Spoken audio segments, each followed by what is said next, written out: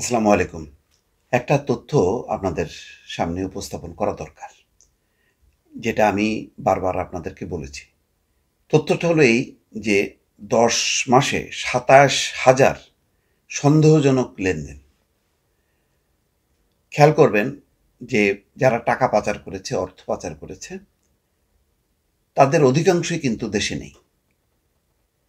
এবং তারা খুব যখন নাকি তাদের উপর আনুষ্ঠানিকভাবে নিষেধাজ্ঞা এসছে, তাদের লেনদেন স্থগিত করার নির্দেশ এসছে, ততক্ষণে কিন্তু তাদের ব্যাংক খালি। একজনের বিরুদ্ধে হয়তো ১৫০, ২০০, ৪০০, ৫০০, ১,০০০ কোটি টাকা।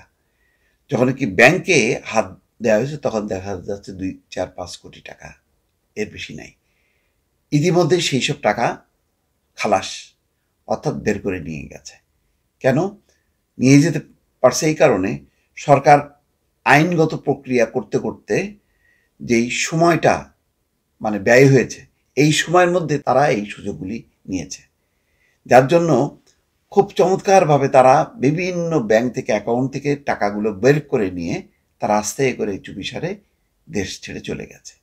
যার জন্য ব্যাংকগুলো খালি, কিন্তু একজনের নামে প্রচুর টাকা মানে হিসাবে পাওয়া যাচ্ছে, কিন্তু বাস্তবে ক্যাশ টাকা কিছুই নেই। এবং এই কারণে দেখেন গত ১০ মাসে ২৭,০০০ সন্দেহজনক লেনদেন। আপনি কল্পনা করেন, এটা কি এই সরকার লুটপাট করছে? না, এই সবই হচ্ছে বিগত সময়, যেই ১৫ বছরে শেখ হাসিনার সময়কার লোকজন, যারা অর্থ পাচার, দুর্নীতি, লুটপাট এবং কোটি কোটি টাকা যাদের ব্যাংকে ছিল, যারা মনে করেছে যে কখনো এই পরিস্থিতির পরিবর্তন হবে না এবং তারা নিরাপদ, তাদেরই টাকা, এই টাকা পাচার হচ্ছে তাদেরই, এবং এই সন্দেহজনক লেনদেন হচ্ছে তাদেরকে ঘিরে। কিন্তু এখানে প্রশ্ন হলো এই, সরকার কিন্তু কিছুই করতে পারেনি।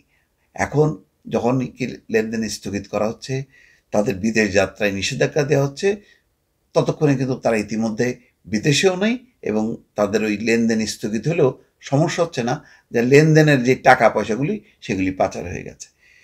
এখানে খবরে বলা হচ্ছে শেখ হাসিনা সরকার দেশ ছেড়ে পালিয়ে যাওয়ার পর থেকে সন্দেহজনক লেনদেনের হার আশঙ্কাজনক হারে বেড়েছে। বাংলাদেশ ফিনান্সিয়াল ইন্টেলিজেন্স ইউনিটের তথ্য বলছে, চলতি অর্থ বছরের ১০.৫ মাসে, অর্থাৎ ২০২৪ সালের জুলাই থেকে ১৫ই মে পর্যন্ত ২৭,১৩০টি সন্দেহজনক লেনদেন রিপোর্ট পাওয়া গেছে, যা আগের অর্থ বছরের চেয়ে প্রায় ৭৯% বেশি। খেয়াল করেন কি পরিমাণ বাড়ছে, আওয়ামী লীগ আমলের থেকেও বেশি। আওয়ামী লীগ সরকারের ৩৫০ এমপি, বিভিন্ন সরকারি বেসরকারি প্রতিষ্ঠানের ঊর্ধ্বতন কর্মকর্তা এবং নিষিদ্ধ আওয়ামী লীগের নেতাকর্মীরা এই কাজের সঙ্গে জড়িত বলে সন্দেহ করা হচ্ছে। মঙ্গলবার বাংলাদেশ ব্যাংকের প্রধান কার্যালয় BFIU এর বার্ষিক প্রতিবেদন প্রকাশ অনুষ্ঠানে এই তথ্য জানানো হয়। সংস্থাটি জানায়, ২৩-২৪ অর্থ বছরে মোট ১৭,৩৪৫টি সন্দেহজনক লেনদেন শনাক্ত করা হয়েছিল। তার আগের অর্থ বছরে এই সংখ্যা ছিল ১৪,১০৬। চলতি অর্থ বছরের প্রথম ১০ মাসেই আগের রেকর্ড ছাড়িয়ে গেছে। সংস্থাটি বলছে, গত বছরের জুলাই মাসের পর থেকে রিপোর্টিংয়ের মাত্রা কয়েক গুণ বেড়েছে। এখানে বলা হচ্ছে, আহসান মনসুর বলছেন, আওয়ামী লীগের শাসনামলে দেশ থেকে ১৮ থেকে ২০ বিলিয়ন বা ১,৮০০ কোটি থেকে ২,০০০ কোটি ডলার, প্রায় ২,০০০ কোটি ডলার পাচার হয়েছে বাংলাদেশি টাকায়। ২,১৯,৬০০ কোটি থেকে ২,৪৪,০০০ কোটি টাকা, ২.৫ লক্ষ কোটি টাকা পাচার হয়ে গেছে। একজনই ৩৫০টি বাড়ি কিনেছেন লন্ডনে, ওই সাবেক ভূমিমন্ত্রী জাভেদের কথা বলা হচ্ছে। ব্যাংক থেকে ঋণ নিয়ে এসব অর্থ পাচার হয়েছে।